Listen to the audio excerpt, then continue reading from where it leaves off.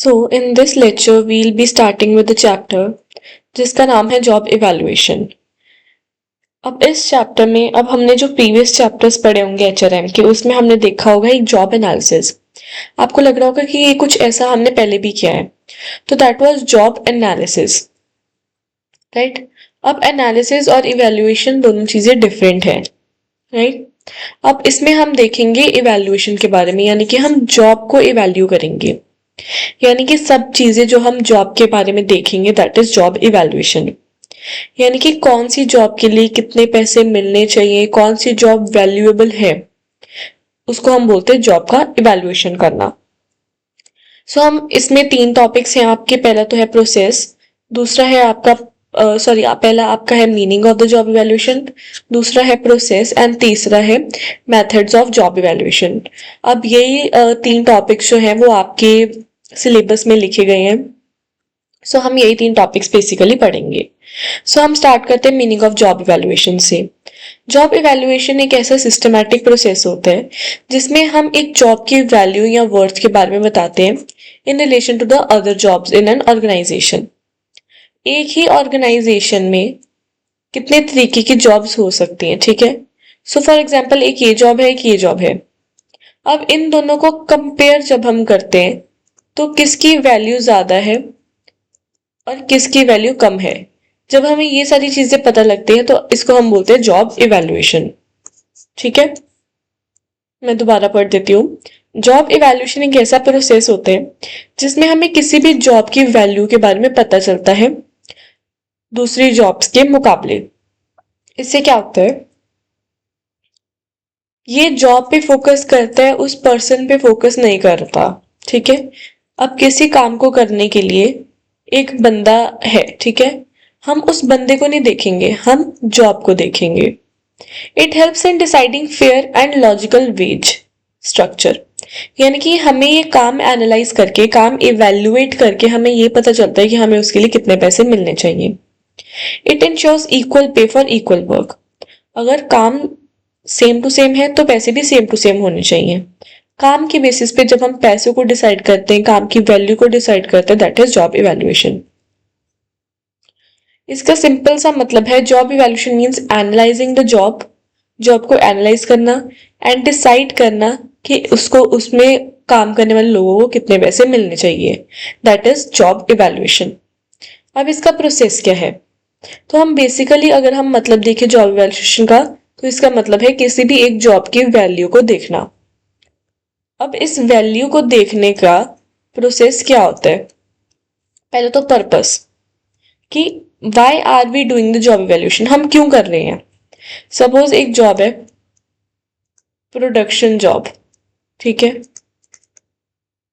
Okay, चलो हम ये छोड़ देते हैं।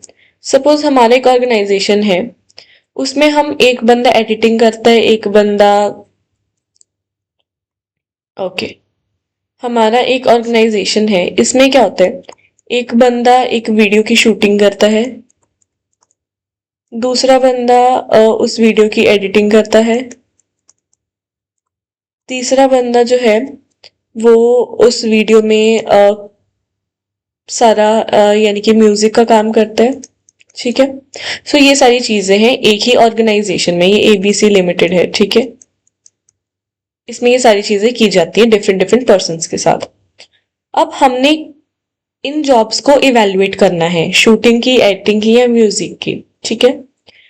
अब हम कैसे इवेल्युएट करेंगे, यानी कि जो बंदा शूट कर रहा है उसको कितने पैसे देंगे, एडिट कर रहा है उसको कितने पैसे देंगे, म्यूजिक कर रहा है उसको कितने पैसे देंगे, और किन में से किसकी वैल्यू ज्यादा है किसकी वैल्यू कम है।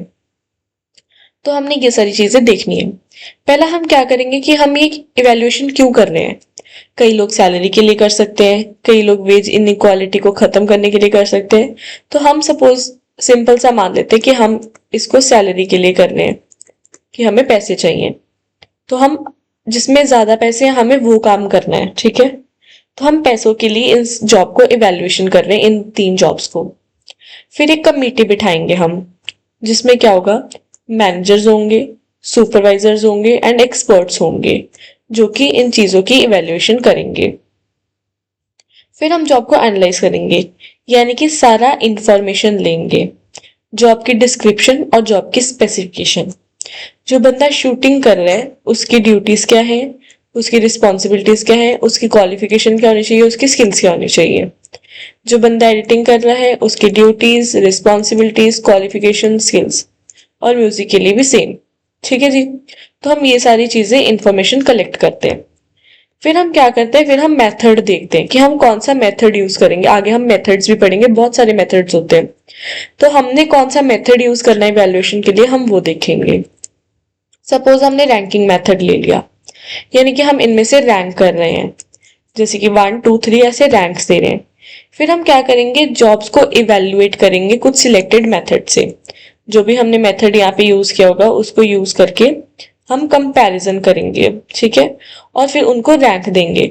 सपोज जो शूटिंग है, वीडियो शूटिंग, ठीक है, दूसरी एडिटिंग, तीसरा म्यूजिक का काम। ठीक है। तो हम क्या करेंगे, classify and rank the jobs, यानी कि हम इनको क्लासीफाई करेंगे एंड जॉब्स को रैंक कर देंगे। पहले कंपेयर करेंगे फिर रैंक कर देंगे। एडिटिंग का सबसे ज्यादा काम होता है, म्यूजिक का दूसरे नंबर पे और शूटिंग का तीसरे नंबर पे, लेट सपोज। ठीक है। तो फिर हम इसके अकॉर्डिंग हमारा पे स्केल होगा, यानी कि अगर सबसे ज्यादा जरूरत हमें इसकी है, सबसे ज्यादा वैल्यू इसकी है, तो हम इसके सपोज 25,000 देंगे। ठीक है। इसके हम देंगे 20,000 और इसके हम देंगे 15,000। ठीक है। ऐसे हम वैल्यू कर देंगे। सो ये था पूरा मेथड। ओके। और फिर हम लास्ट में रिव्यू कर देंगे, अपडेट कर देंगे जॉब इवैल्यूएशन को जब जॉब चेंज हो जाएगी। ठीक है। तो हमारा जो प्रोसेस है वो क्या है, पहले तो हम आइडेंटिफाई करेंगे पर्पस कि हम क्यों कर रहे हैं। फिर हम कमिटी बिठाएंगे, फिर हम जॉब की डिस्क्रिप्शन एंड स्पेसिफिकेशन देखेंगे। फिर हम कोई भी मेथड सिलेक्ट कर लेंगे, जो कि हम आगे मेथड्स पढ़ेंगे। फिर उस मेथड के बेसिस पे हम कंपेयर करेंगे एंड फिर हम उसको रैंक दे देंगे। और रैंक के हिसाब से हम आगे जो है वो अपना पर्पस फुलफिल कर लेंगे। तो ये मेथड होता है एक जॉब इवैल्यूएशन का। ठीक है जी। अगला हमारा टॉपिक आ जाता है मेथड्स ऑफ जॉब इवैल्यूएशन। अब दो मेथड्स होते हैं, एक तो ओके, बेसिकली दो मेथड्स होते हैं, एक क्वांटिटेटिव और एक non quantitative. Quantity, quantity means numbers,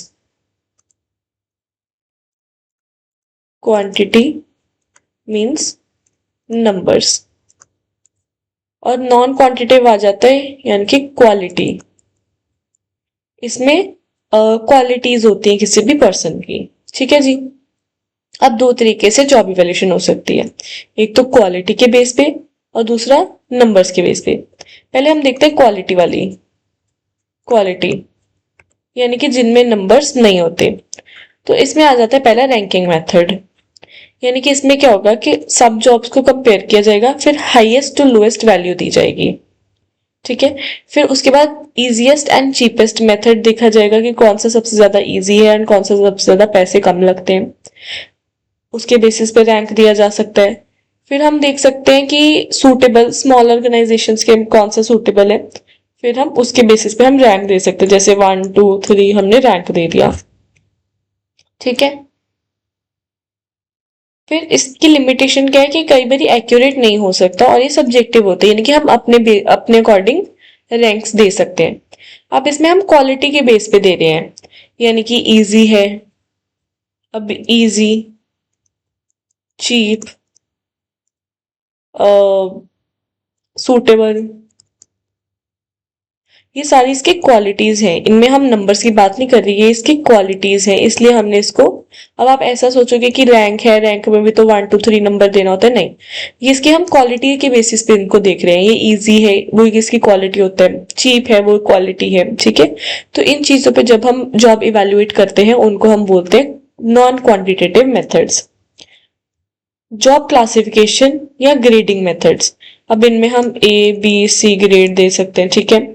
इनको ग्रेड्स या क्लासेस भी बोलते हैं एंड हर एक की अपनी अपनी रेंज होती है। यानी कि अगर कोई क्लर्क की जॉब है तो वो ग्रेड बी में आएगा, अगर कोई सुपरवाइजरी जॉब है यानी कि सुपरवाइज करना है तो वो ग्रेड ए में आएगा। ये ज्यादा फ्लेक्सिबल नहीं है, यानी कि इसको ज्यादा चेंज नहीं कर सकते हम। तो ग्रेडिंग में क्या होगा, ग्रेडिंग में हम ABC करके ग्रेड्स देंगे, तो ये आ जाता है नॉन क्वांटिटेटिव यानी कि इसमें नंबर्स नहीं यूज होते।